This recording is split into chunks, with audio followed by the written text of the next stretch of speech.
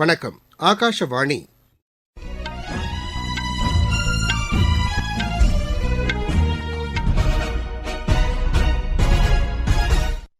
செய்திகள் வாசிப்பவர் ரெங்கநாதன். தலைப்புச் செய்திகள். அயோத்தி ஸ்ரீராம்லல்லா பிராண பிரதிஷ்டை வைபவத்தை அமெரிக்கா, பிரிட்டன், ஆஸ்திரேலியா உள்ளிட்ட நாடுகளிலும் இந்திய வம்சாவளியினர் இன்று கொண்டாடுகின்றனர். இந்தியாவில் கடந்த 10 ஆண்டுகளில் மேற்கொள்ளப்பட்ட பொருளாதார சீர்திருத்த நடவடிக்கைகளால் பெரிய மாற்றங்கள் கொண்டுவரப்பட்டுள்ளதாக வெளியுறவுத்துறை அமைச்சர் டாக்டர் ஜெய்சங்கர் கூறியுள்ளார். உள்நாட்டு தீவிரவாதத்தை அடுத்த 3 ஆண்டுகளுக்குள் முடிவுக்கு கொண்டுவர பாதுகாப்புப் படையினர் உறுதியுடன் செயல்பட வேண்டும் என்று உள்துறை அமைச்சர் திரு அமித்ஷா கேட்டுக் கொண்டுள்ளார். உலகளாவிய சவால்களுக்கு இந்தியா தீர்வளித்து வருவதாக மக்களவைத் தலைவர் திரு ஓம் பிர்லா கூறியுள்ளார். ஆசிய மாரத்தான் சாம்பியன்ஷிப் போட்டியில் இந்தியாவின் மான்சிங் தங்கம் வென்றுள்ளார். இனி விரிவான செய்திகள். அயோத்தியில் புதிதாக கட்டப்பட்டுள்ள ராமர் கோவிலில் ஸ்ரீ ராம்லல்லா பிராண பிரதிஷ்டை உற்சவம் இன்று நண்பகல் வெகு விமரிசையாக நடைபெறவுள்ளது. ஸ்ரீ ராமஜென்மபூமி அறக்கட்டளையின் அழைப்பின் பேரில் பிரதமர் திரு நரேந்திர மோடி இந்த வரலாற்று சிறப்புமிக்க நிகழ்வில் கலந்து கொள்கிறார். நாடு முழுவதிலும் இருந்து ஆன்மீக தலைவர்கள் மற்றும் மத குருக்கள் ராம்லல்லா பிரதிஷ்டை நிகழ்ச்சியில் பங்கேற்கிறார்கள். நாட்டின் பல பகுதியிலும் இருந்து வந்துள்ள பழங்குடியின மக்களின் பிரதிநிதிகளும் பங்கேற்கும் இந்நிகழ்ச்சியில் பிரதமர் திரு நரேந்திர மோடி பொதுமக்களிடையே உரையாற்ற உள்ளார். ஸ்ரீ ராமஜென்மபூமி கோவில் கட்டுமானத்தில் பணிபுரிந்தவர்களிடம் பிரதமர் கலந்துரையாடும் நிகழ்ச்சிக்கும் ஏற்பாடு செய்யப்பட்டுள்ளது. பழமையான தொன்மை சிறப்புமிக்க குபேர் டிலா சிவபெருமான் கோவிலுக்கும் பிரதமர் சென்று தரிசித்து பூஜையில் பங்கேற்க உள்ளார். அயோத்தி ஸ்ரீ ராம்லல்லா பிரதிஷ்டை விழாவை தூர்தர்ஷனில் ஒளிபரப்ப விரிவான ஏற்பாடுகள் செய்யப்பட்டுள்ளன. டிடி நியூஸ் மற்றும் டிடி தேசிய அலைவரிசைகளில் 4K தரத்துடன் ஸ்ரீ ராம்லல்லா பிரதிஷ்டை நிகழ்வுகள் ஒளிபரப்பப்படும் என்று மத்திய தகவல் ஒலிபரப்புத்துறை செயலர் திரு அபூர்வ சந்திரா தெரிவித்துள்ளார். 40க்கும் மேற்பட்ட கேமராக்கள் மூலம் அனைத்து நிகழ்வுகளையும் நேரடியாக ஒளிபரப்ப ஏற்பாடு செய்யப்பட்டுள்ளதாகவும் அவர் தெரிவித்துள்ளார். அயோத்தி ராமர் கோவிலில் நடைபெறும் ஸ்ரீ ராம்லல்லா பிரதிஷ்டை விழா சிறப்பாக நடைபெற குடியரசுத் தலைவர் திருமதி திரௌபதி முர்மு வாழ்த்துக்களை தெரிவித்து பிரதமர் திரு நரேந்திர மோடிக்கு கடிதம் எழுதியுள்ளார். 11 நாட்கள் தீவிர அனுஷ்டானம் செய்து இந்த புனிதமான நிகழ்வை சிறந்த முறையில் நடத்துவதற்கு பிரதமர் எடுத்த முயற்சியை தாம் உளமாற பாராட்டுவதாக கூறியுள்ளார். ஸ்ரீராமரின் நீதியும் மக்களின் நலனுக்கான அவர் கொண்ட அன்பும் நாட்டின் அரசு நிர்வாகத்தில் பிரதிபலிப்பதாக அவர் குறிப்பிட்டுள்ளார். எந்தவொரு சமூக பின்னணிக்கும் முக்கியத்துவம் அளிக்காமல் அனைவரையும் சமமாக பாவித்து அன்போடும் கண்ணியத்தோடும் நடத்த வேண்டும் என ஸ்ரீராமர் அருளிய சிந்தனையையும் அவர் சுட்டிக்காட்டியுள்ளார். ஸ்ரீராமர் பிரதிஷ்டை விழாவை நாடு முழுவதிலும் உள்ள மக்கள் கொண்டாடுவது குறித்தும் குடியரசுத் தலைவர் திருமதி திரௌபதி முர்மு தமது மகிழ்ச்சியை தெரிவித்துள்ளார். ஸ்ரீராமர் கோவில் மூலவர் ராம்லல்லா பிரதிஷ்டை வைபவம் உலகெங்கிலும் உள்ள இந்து சமுதாய மக்களை இணைத்துள்ளது. இந்த வரலாற்று சிறப்புமிக்க நிகழ்வை அமெரிக்கா, மொரீஷியஸ், இங்கிலாந்து, ஆஸ்திரேலியா உள்ளிட்ட நாடுகளில் சிறப்பாக கொண்டாடுவதற்கான ஏற்பாடுகள் செய்யப்பட்டுள்ளன. அமெரிக்காவில் New York, Washington DC, Los Angeles, San Francisco நகரங்களில் உள்ள இந்திய வம்சாவளியினர் இந்த விழாவை சிறப்பாக கொண்டாடுவதற்கான அனைத்து ஏற்பாடுகளையும் செய்துள்ளனர். அயோத்தியில் ஸ்ரீ ராம்லல்லா பிரதிஷ்டை நடைபெறும் அதே நேரத்தில் சிறப்பு பூஜைகளும் வழிபாடும் நடத்த ஏற்பாடுகள் செய்யப்பட்டுள்ளன. மொரீஷியஸில் உள்ள இந்திய வம்சாவளியினர் அனைத்து கோவில்களிலும் தீபம் ஏற்றி வழிபாடு செய்ய ஏற்பாடு செய்துள்ளனர். பிரிட்டனிலும் ஸ்ரீ ராம்லல்லா பிரதிஷ்டை விழாவை ஒட்டி கோவில்களில் சிறப்பு வழிபாடுகள் நடைபெறுகின்றன. ஸ்லோவில் அமைந்துள்ள கோவிலில் இந்த விழாவை மிகவும் உற்சாகத்தோடு கொண்டாட மக்கள் திரண்டுள்ளனர். ஆஸ்திரேலியாவில் நூற்றுக்கணக்கான கோவில்களில் 2 நாட்களுக்கு சிறப்பு பூஜைகள் மற்றும் வழிபாடுகள் நடத்தப்படுகிறது. நேபாளத்தில் சீதா தேவியின் இல்லமாக கருதப்படும் ஜானக்புரத்தில் பக்தி ஸ்ரத்தையோடு ஸ்ரீராம் பிரதிஷ்டை விழா கொண்டாடப்பட உள்ளது. தைவானில் உள்ள இந்திய வம்சாவளியினரும் ஆன்மீக பக்தியோடு இவ்விழாவில் பங்கேற்கின்றனர். நீங்கள் கேட்டுக்கொண்டிருப்பது ஆகாஷவாணியின் செய்தி அறிக்கை. यही समय है, सही समय. இதுதான் வேளை, சரியான வேளை. ஒவ்வொரு தேசத்தின் வளர்ச்சி பயணத்தின் போதும் தேசம் முன்வந்து புதிய உறுதிப்பாடுகளோடு முன்னேற்ற பாதையிலே பயணிக்கக்கூடிய அற்புதமான ஒரு வேளையும் பிறக்கும். புதிய பாரதத்தின் துவக்கத்தின் இது அமுத காலம். இதுவே கோடானு கோடி நாட்டு மக்களுடைய உறுதிப்பாடாகும். அமுத காலம் 25 ஆண்டுகளுக்கு ஆனது.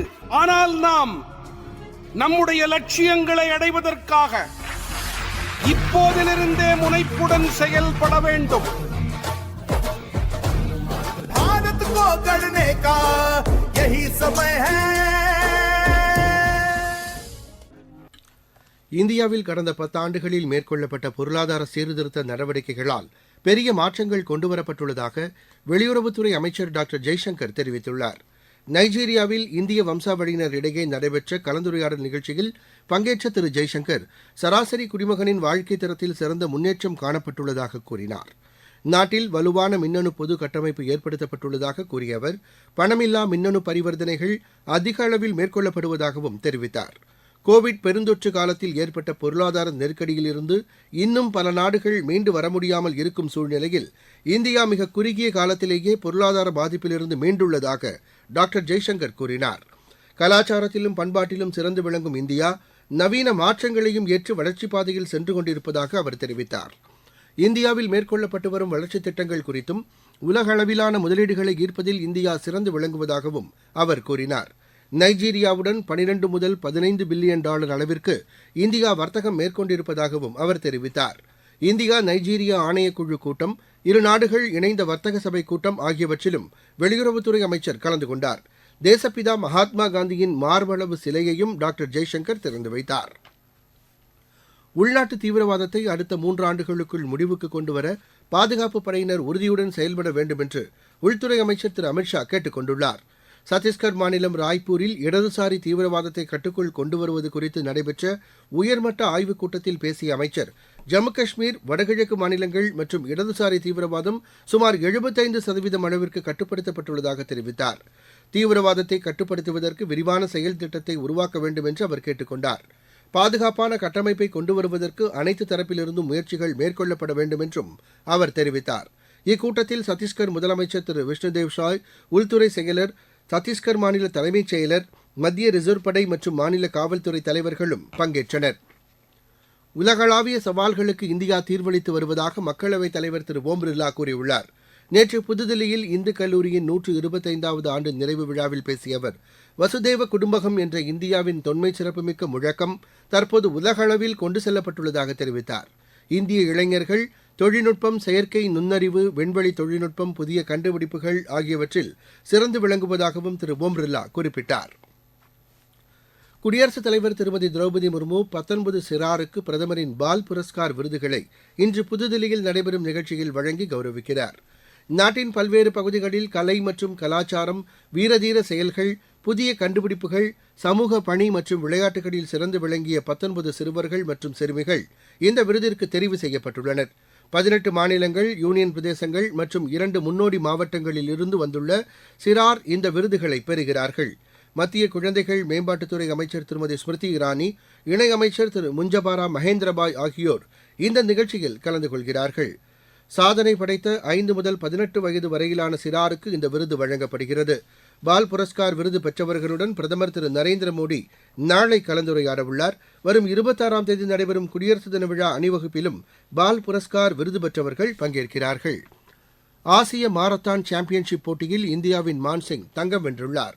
ஹாங்காங்கில் நடைபெற்ற இப்போட்டியில் தமது மாரத்தான் ஓட்டத்தை 2 மணி 14 நிமிடம் 19 வினாடிகளில் அவர் முடித்துள்ளார். அடுத்ததாக வந்த சீனாவின் ஹுவாங் மான்சிங்கை விட 65 வினாடிகள் தாமதமாக முடித்தார். கேலோ இந்தியா விளையாட்டுப் போட்டிகளில் தமிழ்நாடு 4 தங்கப்பதக்கம் உள்ளிட்ட மொத்தம் 6 பதக்கங்களுடன் முன்னிலை பெற்றுள்ளது. தில்லி 3 தங்கப்பதக்கங்களுடன் 6 பதக்கங்களை பெற்று 2வது இடத்தில் உள்ளது.